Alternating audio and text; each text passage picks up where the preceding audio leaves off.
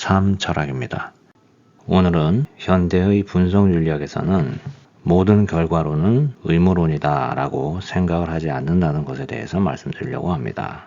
저번 시간에 모든 결과론은 의무론이다 라는 현대 분석 윤리학의 견해가 있다고 했죠.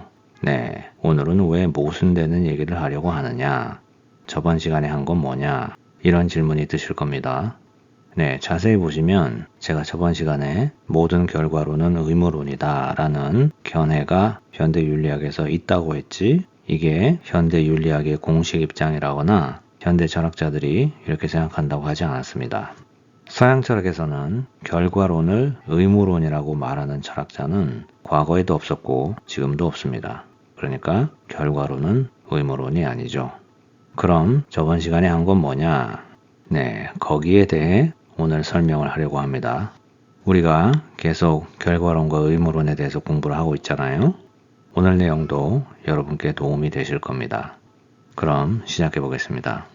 20세기 분석 철학자들이 말하기를 결과론도 윤리적 상황에 처했을 때 좋은 결과를 도출하려는 계산을 통해 행동을 결정하라 라는 도덕법에 대한 의무를 다하라는 주장이기 때문에 결국은 결과론도 의무론이라는 거였잖아요.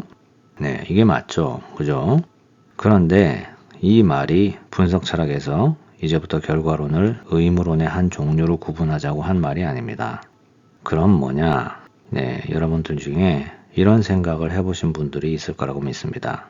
분석 철학자들의 논리대로라면 결과론만 의무론이 아니고 세상에 존재하는 모든 윤리이론은 다 의무론이 됩니다.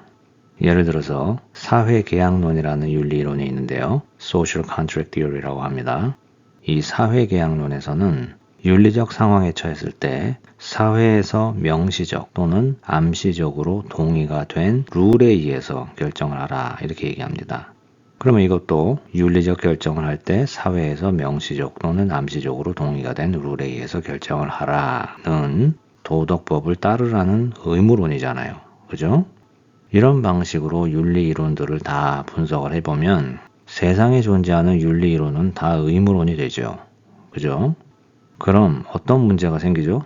세상에는 의무론밖에 없다는 건데요. 이렇게 되면 의무론이란 말이 윤리 이론이란 말과 동의어가 되잖아요. 그럼 의무론이란 단어의 의미가 아예 없어지죠. 윤리 이론을 공부하자 그러면 이 말은 의무론을 공부하자라는 말과 똑같은 말이 되잖아요.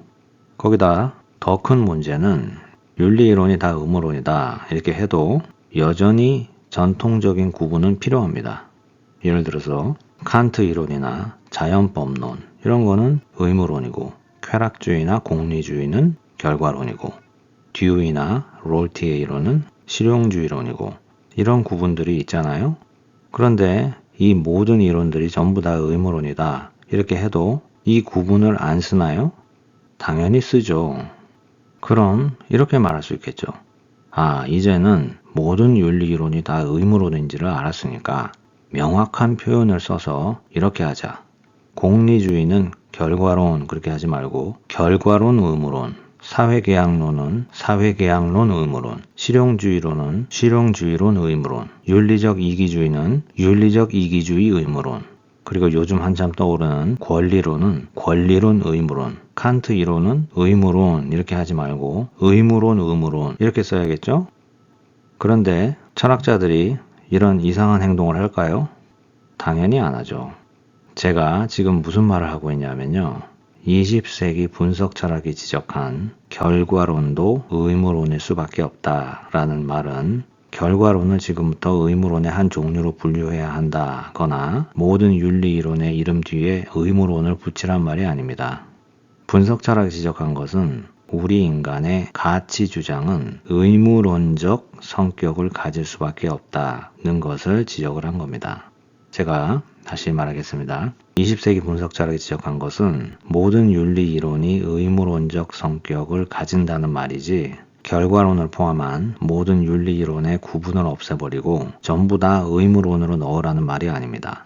네, 물론 이 말이 무슨 말인지는 좀 자세한 설명이 필요합니다. 그래서 제가 다음 시간에 여기에 대해 자세히 설명을 하겠습니다. 오늘은 이것만 알아두시면 됩니다. 의무론과 결과론을 철학에서 어떻게 구분하는가?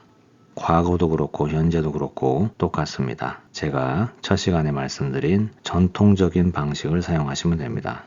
윤리적 상황에 처했을 때 나에게 드는 여러 가지 생각 중에서 좋은 결과를 기대하고 계산하는 그 생각에 윤리적 권위를 두면 결과론입니다. 물론 이 말이 좋은 결과를 추구하라는 도덕법을 따라야 한다는 생각이죠. 이렇게 결과론이 의무론적인 성격이 있다 이겁니다. 그러니까 결과론이 의무론적인 성격을 가지고 있다라는 말이지 결과론이 의무론이 된다는 말이 아닙니다. 그리고 의무론은 그 상황에 해당하는 전통적으로 우리가 알고 있는 도덕법들, 살인하지 말라, 거짓말하지 말라, 곤경에 처한 자를 도와라, 훔치지 말라, 이런 예를 들면 십계명이나 함무라비 법전이나 민주사회의 기본적인 인권법이 말하는 그런 도덕법의 의무를 다하는 것에 권위를 두면 의무론이 되는 겁니다. 아셨죠? 네, 오늘은 여기까지 하겠습니다. 감사합니다.